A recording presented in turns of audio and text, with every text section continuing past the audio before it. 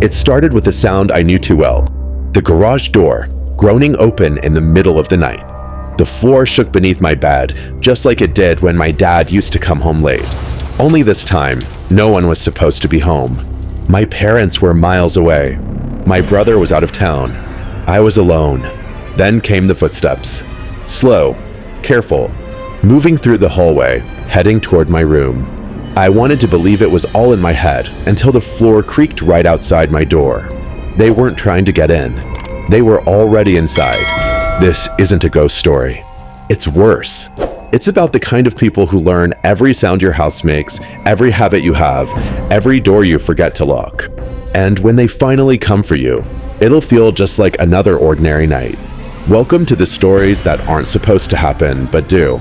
Subscribe before your house starts remembering too much.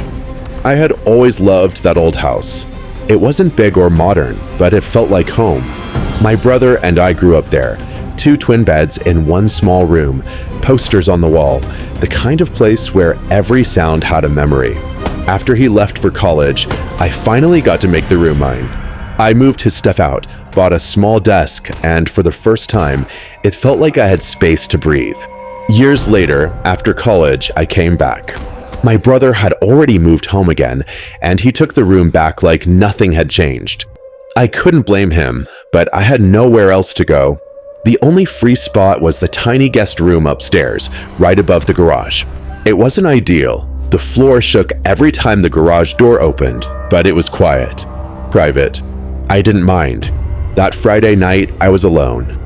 My parents were at our shore house, my brother was out of town for work, and I had just gotten home from a brutal day at the office. I remember lying in bed around 11:30, reading, the kind of calm that only comes when the house is empty. Then I heard it. That sound. The deep, mechanical growl of the garage door coming to life. The floor beneath me vibrated exactly the way it always did. 10 seconds of low thunder. I froze. It didn't make sense. No one should have been home. My parents wouldn't drive back that late, and my brother wasn't due until tomorrow afternoon. The thought hit me like ice water. Someone was in the house. I moved to the window overlooking the driveway, but it was too dark to see anything. The garage door was wide open, the black mouth of it gaping into nothing. I couldn't tell if there was a car inside or if someone was standing in the shadows. My pulse was pounding so loud I could barely hear myself breathe. I grabbed the baseball bat from my closet, the one I'd used in high school, when my parents refused to throw it out. My hands were slick with sweat as I crept down the stairs, every creak of the wood echoing in my ears. I kept telling myself there had to be a reason. Maybe my parents forgot something and came home. Maybe the door glitched open by itself.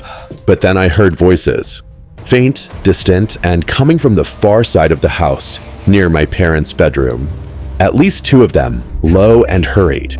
I couldn't make out what they were saying, but they were definitely inside. My body went cold. I dialed 911, whispered my address, told the operator someone was in my house.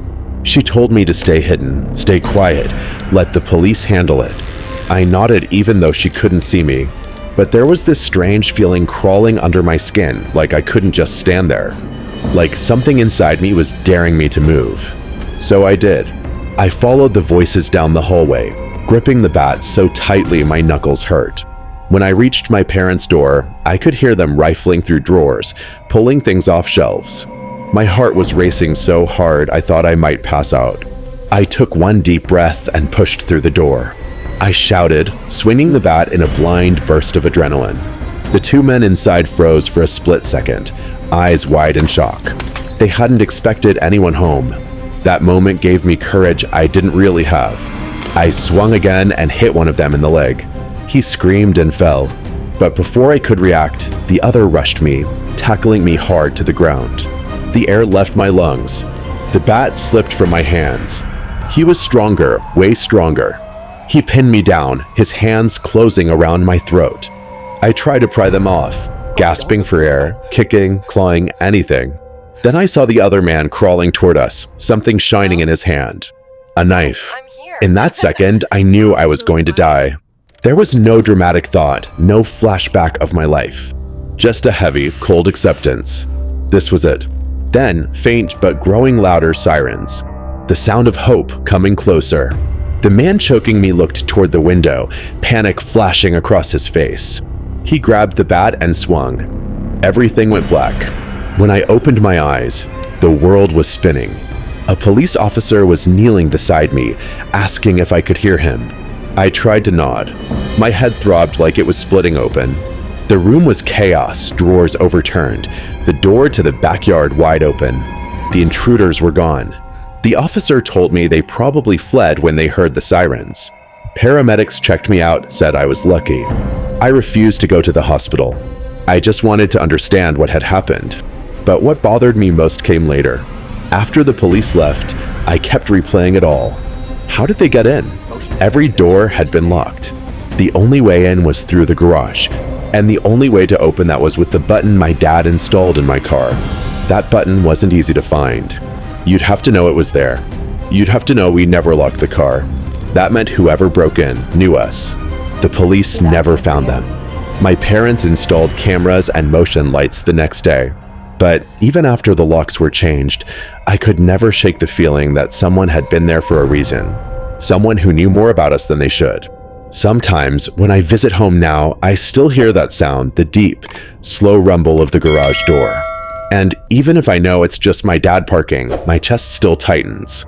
Because part of me wonders if one night, it won't be him. It was about 6 months after that break-in when another story, not mine but eerily familiar, reached me. A friend of a friend, a guy around my age, had just moved back to his hometown to help care for his mom. Nothing strange about that. What happened next, though, could make anyone afraid to ever pick up their phone again.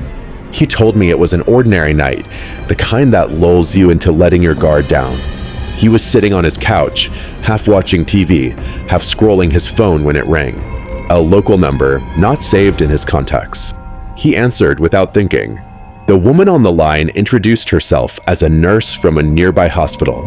Her tone was professional, steady, believable. She said his mother had fallen, hit her head, and was asking for him. She gave his mother's full name, her address, and even mentioned the hip surgery she'd had a few months earlier. It all sounded legitimate. His heart dropped. He didn't question it for a second. He just grabbed his keys, didn't bother locking up, and drove like hell toward the hospital. The drive was a blur of panic and prayer. When he ran inside and told the front desk who he was there for, the nurse looked puzzled. She checked her system and said there was no record of anyone by that name being admitted. He insisted, described the call, even repeated what the nurse had said. But nothing matched. They told him to call his mother just to make sure she was okay. So he stepped outside, hands shaking, and dialed her number. She answered on the second ring, groggy and confused, asking why he was calling so late. She was fine. She hadn't fallen. She was at home in bed. That's when he realized what had really happened. Someone had lured him out of his house. He raced back, heart pounding so hard he felt it in his throat. From the outside, everything looked normal. The front door was closed just as he'd left it. For a moment, he thought maybe it had been a prank, some sick mistake. But when he stepped inside, the truth hit him all at once. The place was wrecked. Drawers open, furniture moved, the TV gone, the laptop missing. At first, it looked like an ordinary burglary, until he noticed what else was missing. The family photos that used to line the shelves had been taken out of their frames, the pictures themselves gone. His prescription bottles were emptied and missing. A few documents, old letters, anything with his name on it, all gone. He stood there staring, trying to make sense of it. Thieves don't take family photos. They don't take empty medicine bottles. None of it made sense. When the police arrived, they took his statement, but there wasn't much they could do. No fingerprints, no broken windows, nothing left behind.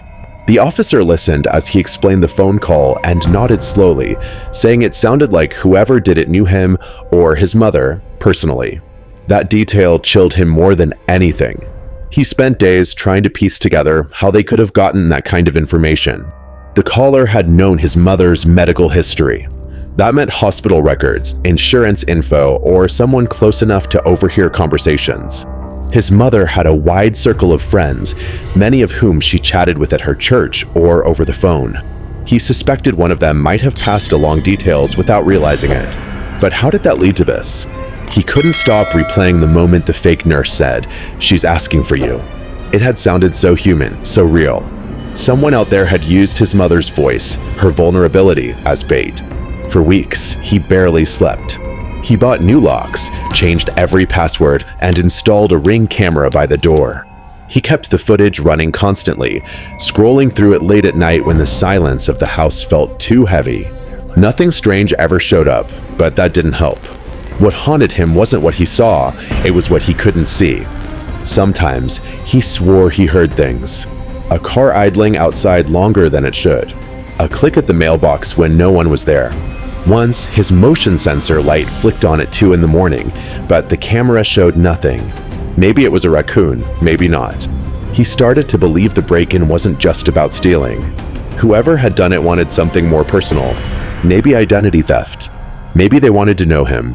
Maybe they already did. The police followed a few leads, but came up empty. It became just another unsolved case file in a city full of them.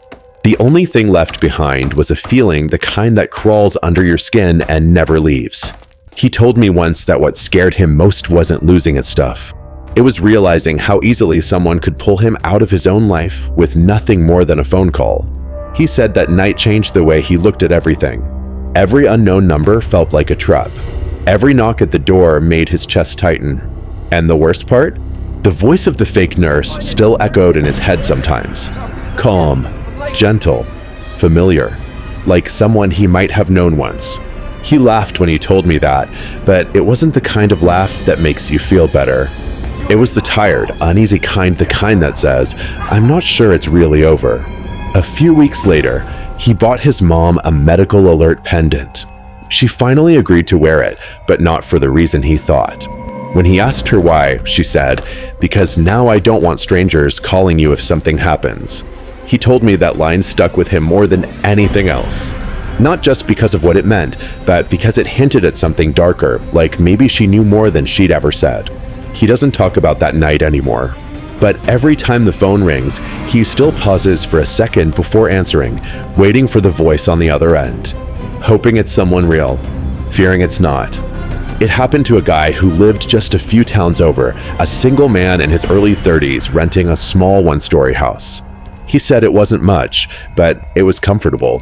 A quiet neighborhood, a nice backyard, friendly enough neighbors who waved but didn't pry. It was the kind of place you could finally feel safe in.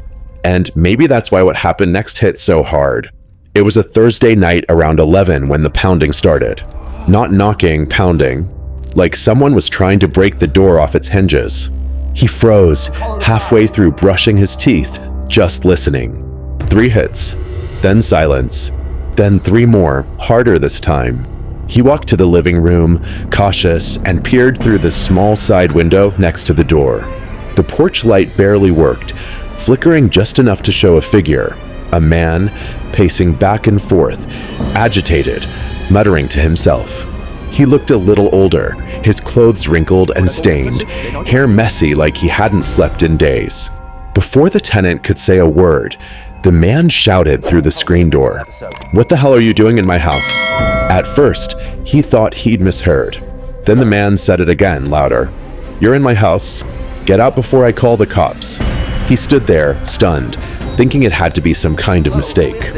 Maybe the guy was high or drunk, or had the wrong address. He tried to stay calm, told the man he was mistaken, that he'd been renting this house for over a year. But the man didn't back down. Instead, his voice cracked as he started listing details about the house. Details no stranger could know. He said, "The back door sticks. You have to lift the handle to open it. Then, the bathroom door hits the toilet when it swings open." That made his blood run cold. Those were things you couldn't know unless you'd lived there. The tenant asked how he knew all that, but the man just smiled like it was obvious. "Because I lived here. This is my house. You shouldn't be here." And then, he reached into his jacket and pulled out a folder. Inside were documents, a lease agreement with his name on it, old utility bills, and letters addressed to him at that exact address. The tenant stared at them through the screen, his mouth dry. Everything looked real. The paper was creased, stained, not freshly printed. The lease even had the same property management company's name that handled his own contract. Then came the photos. The man took out his phone and started scrolling through pictures, snapshots of him inside the house. Sitting on the same couch, cooking in the same kitchen, even lying in bed in what was now the tenant's bedroom. The pictures looked recent. There were other people in some of them, smiling, holding drinks, celebrating what looked like the 4th of July. The tenant couldn't speak. He'd spent that 4th of July at home alone. There was no party, no guests, no one but him. But the photo, the kitchen, the lighting, even the curtains, it was all exactly the same. He stepped back from the door, his heart beat loud in his ears. The man outside smiled faintly, like he could sense his fear. "You've been living in my house," he said softly. "I don't know how you got in, but you need to leave." The tenant said he was calling the police. The man's expression changed instantly. His anger vanished. He nodded once, calmly, and said, "Okay, I'll wait right here." Then he turned and walked into the darkness. The tenant locked every door and waited for the cops. 10 of the longest minutes of his life. When they arrived, he explained everything, the pounding, the documents, the photos. The officers exchanged looks, then shrugged it off. "Probably just some unstable person," one of them said. "You're safe now. If he comes back, call us again." But he wasn't safe. Not really. The next morning, he called his landlord. The landlord was baffled. He'd never rented to anyone with that name. He said he'd owned the house for years and personally handled every tenant. To be sure, he even called the previous renters. They confirmed they'd lived alone. No one matching that description had ever been there. The tenant tried to move on, but it was impossible. For the next 2 weeks, he barely slept. Every creak, every car outside made him jump. Then, one night, he came home from dinner with friends and found the door unlocked. The house was a wreck. Drawers yanked open, cushions torn apart, boxes dumped. Every room had been searched, but nothing valuable was gone. His TV, laptop, and wallet were all still there. It was like whoever broke and wasn't stealing, they were looking for something. There were no signs of forced entry, no broken locks, no window shattered. The police said it looked like someone used a key. That's when it hit him. The man, the one who said it was his house. Maybe he had a copy of the old key. Maybe he'd never given it up. Or maybe, and this thought chilled him, he'd never really left at all. After that night, the landlord replaced all the locks and installed cameras at every entry point. But the tenant couldn't shake the feeling that someone still had access. He'd come home and swear things weren't quite how he left them. A drawer open, a cabinet door cracked. Once, he found a muddy footprint just inside the back door, but the cameras showed nothing. He started sleeping with the lights on, baseball bat beside his bed. The police never found the man, though they promised to keep an eye out. What haunted him most wasn't just the idea that someone could break in. It was that the man had proof, the pictures, the papers, the way he knew every detail. None of it could be explained. Not by logic, not by memory. One of his friends said maybe it was something supernatural, that maybe the man was some kind of echo, a person stuck in time. The tenant didn't believe in ghosts, but after that night, he wasn't so sure. Because sometimes, when he came home late, he'd swear he could smell someone's cologne lingering in the hallway. Once, he found a half-empty coffee mug sitting on the counter, a mug he hadn't used in days. He still lives there. He says moving won't help because how do you escape someone who already thinks your home belongs to them? And maybe that's the worst part, the not knowing whether the man will come back, whether he ever really left, or whether he's still there, somewhere inside the house, just waiting for the right moment to knock again. At first, everyone thought these were just separate stories, a few coincidences, random crimes in different towns. But the deeper you look, the less random they start to feel. I started connecting the details, little things that most people would miss. The man with the garage door, the fake nurse call, and the stranger who claimed the house. They all had one thing in common: the intruders knew too much. They didn't break in blindly. They knew routines, layouts, private information that wasn't public. They knew where people kept their keys, when they were alone, even what kind of medicine their families used. That doesn't happen by chance. When I spoke to the guy from the garage story, he mentioned something strange. A few months before the break-in, his dad had hired a small security company to install a new garage remote system, one that could be linked to their cars. He didn't think much of it, but when I looked up the name of that company, it didn't exist anymore. No website, no phone number, nothing. The man from the hospital call said the same thing in a different way. His mother's medical alert system, the one he'd been begging her to use, had been recommended by a neighbor's friend, someone who installed it privately for cash. No official receipt, no paperwork. Just a man with a badge that looked legitimate enough to trust. And the tenant? The one who had the stranger at his door? His landlord had installed smart locks on every property in the past year, all managed through one single online platform. Guess who built it? The same company that had supposedly handled the first man's garage system. That was the connection. Someone or something was collecting data from people's homes. Floor plans, codes, security feeds, phone numbers. They knew when people were gone, who lived where, and what could make them leave the house in a hurry. The systems meant to keep people safe had become perfect tools to watch them instead. I started digging deeper. The records from the companies didn't match any legitimate business registry. The logos were different, but the phone numbers behind them all traced back to the same area code in Maryland, an area where, incidentally, one of the victims' brothers had attended a work conference the night of his own family's break-in. It started to feel less like coincidence and more like design. Every story followed the same pattern: surveillance, manipulation, intrusion. The first man's attackers knew exactly how to open the garage without forcing entry. The second was lured away using his mother's medical records. The third faced a man who somehow had photographic proof of living in his home, like his entire life had been duplicated. The more I thought about it, the more disturbing it became. Whoever was behind all this wasn't just stealing. They were studying, learning, perfecting. I called a friend who used to work in cybersecurity. I told him the stories, expecting him to laugh it off. He didn't. He said something that's been echoing in my head ever since. He said, "You're assuming they're trying to rob houses. What if they're trying to understand how people react?" That question stuck with me. Think about it. The first man fought back, violent resistance. The second one fled panic and trust. The third froze confusion and fear. Three separate cases. Three different human reactions to invasion. It felt like someone was running a test, studying behavior in real-world conditions. Every time I tried to find out more, the trail went cold. Websites vanished. Email addresses stopped working. One phone number I called rang once, then switched to static, and I swear I could hear faint breathing on the other end before it disconnected. A week later, my inbox got an email from an unknown sender. No subject line, no body text.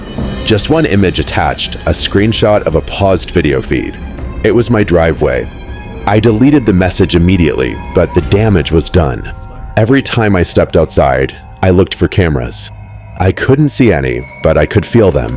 The way you can feel when someone's watching you, even if you can't prove it.